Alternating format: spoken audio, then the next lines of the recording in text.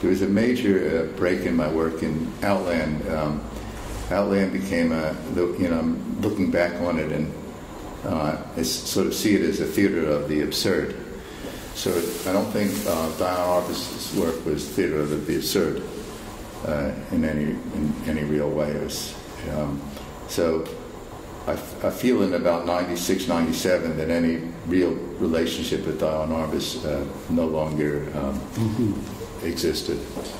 I might have, I guess, she worked with people on the margin on the outside, but I think that's about as beginning about 96, 97. That's about as far as I would say the combination, has had a real relevance. And what about Basquiat?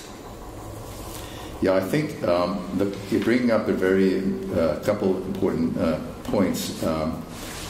Beginning in about 2003 or so, the lines, marks, and drawings, the painting started to become very crucial in these photographs. And it didn't happen all of a sudden. It happened over probably a period of 40 years. I don't know if I had the show at this African Museum, Smithsonian African Museum for the last year, and it showed how the drawing developed since the 60s. But it started with little marks on walls and graffiti, and then it started with wires. Wires was part of this evolution, and then it started to be people drawing, or I was making the drawings. And it's an interesting situation because in 1973, my mother died, and my mother had worked in Magnum and whatever, so I was quite influenced by her, and she died, and I found painting as very cathartic. And so for about 5 or 6 months I painted, and I had a very good mind for this. And then I never painted again until 2003.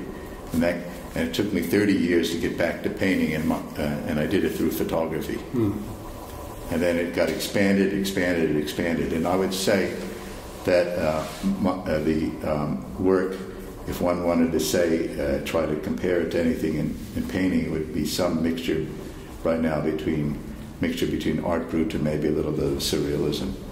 But I mentioned Basquiat, Jean-Paul Basquiat, because I feel quite a powerful connection there with what the drawings on the walls.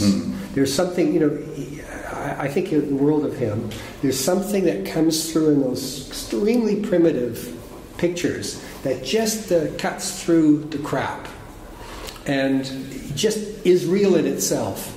And that's what I find in the backgrounds of your photographs. There's never